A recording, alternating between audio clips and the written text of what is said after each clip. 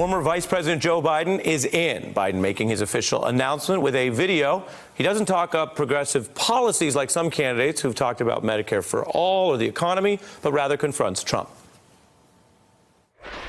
In August of 2017, we saw Klansmen and white supremacists and neo-Nazis come out in the open. He said there were, quote, some very fine people on both sides.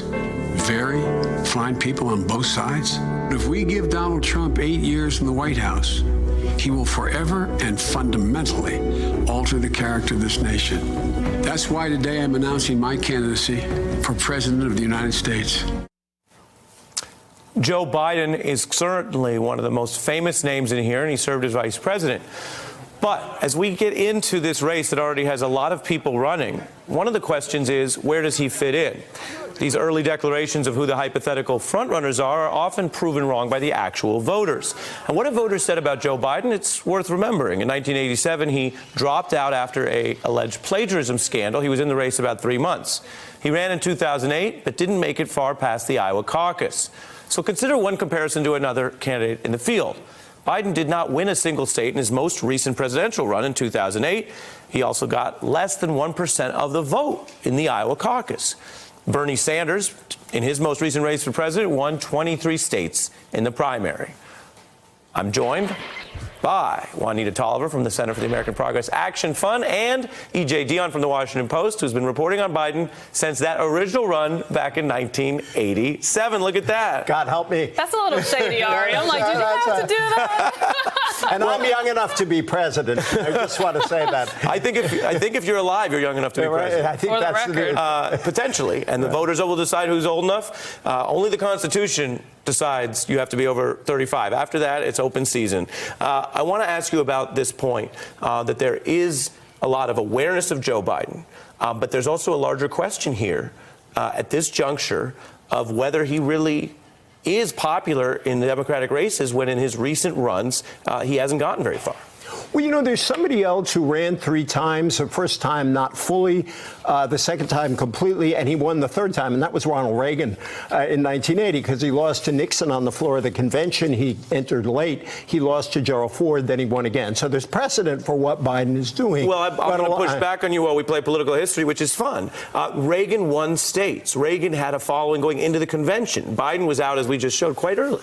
No, that's right. And Biden, a lot of people have said the best day for Joe Biden in his campaign is the first day. And so that's the knock on him. I think he's got a couple of things going for him. One is not the endorsement of Barack Obama, but the imprimatur of Barack Obama, who picked him as vice president. That's a big deal in the Democratic Party. Do you think, I'm going to press you on this, do you think political appeal is a transferable property? In other words, and I mean in both parties, does the MAGA crowd get really excited that Mike Pence is just like Trump because he picked Mike Pence? No, I don't. It's not a question of whether it's transferable. I think it's a question of having a blessing from somebody an awful lot of people in the party respect is a big deal for Joe Biden. And I think that video today, and look, I think he's got some real problems. There are people on the left of the party who don't want him. There are younger people in the party who don't want him. There are people who look at a diverse field. I think if Obama endorsed him tomorrow, that would be huge. Right, which he won't do. He's not But going to if do Obama that. doesn't endorse him, which is widely expected to be the case, he's going to let this play out.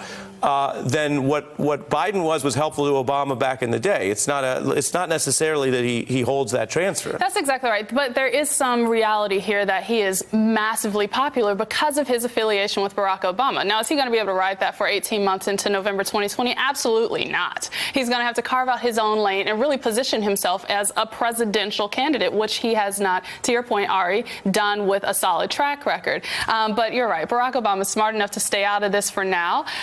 But he has been an access point for Biden to engage audiences who they have vastly different appeal, right? Barack Obama, people of color, communities of color, African Americans really flock to him. And this is why Biden was selected as his running mate, really attracting older white male voters in key states. And so that balance is something that I think Biden's going to have to grapple with as he really starts to run this race in his own lane. Let me play for your, and I'll get you in, on the Obama thing, because that's been discussed. Let's put that up. Let's take a look. Mr. Vice President, you said 2 weeks ago that you were the most progressive person in the Democratic Party. There's a lot of candidates in this race No, who I said disagree. liberal. I didn't say progressive. The vast majority of the members of the Democratic Party are still basically liberal to moderate Democrats in the traditional sense. Well, everybody asks, what kind of Democrat? I'm an Obama-Biden Democrat, man. Obama-Biden Democrat doesn't sound bad. Here's what I think he was trying to do today, and we'll see if it works. I think the video was very effective. He didn't talk about I'm Joe Biden, who appeals to white working class people in Scranton. He actually began with Charlottesville, positioning himself on a completely different issue. But I think what he was trying to do with that is not occupy a lane, but occupy a position above the field. And we're going to see if that works. But what he's saying is you need somebody experienced like me to take this guy on and to transition the country out of this. If he's got an argument, I think it's going to be as a bridge figure to the next generation, a phrase, by the way, that Nancy Pelosi used when she ran for Speaker the last time around. Now, again, we're going to find out if it works, but I think it's got some appeal, and there are moderates in the Democratic Party. But even in looking through that video today, I was like, who is he attempting to appeal to? One, the message seemed as though it was targeted to a general election audience versus a primary where he has 19 people competing against him. Also, the message was Trump's unfit. This seems to be something for people who previously voted for Trump who could be drawn to his corner based on that message. So what I would definitely also caution here about that video was take care with Charlottesville. It was an enraging, emotional incident that many Americans still have open sores about. So that could have played into this as well. And I'm really excited to see how polling tracks people's reactions to especially communities of color. Yes, and I think confronting Charlottesville is vital.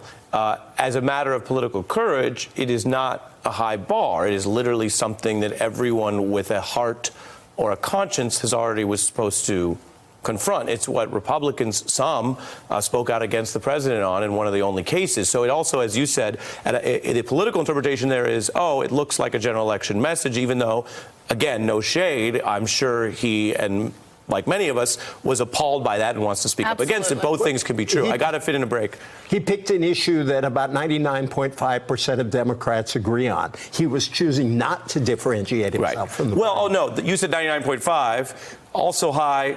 Pizza. He was in a pizza parlor. My understanding, pizza is very high. Right, high on my list. Very high favorability ratings, from what I understand. So the Ari video will be with pizza. Well, it will be. I'll look forward to. We'll have pizza with any candidate.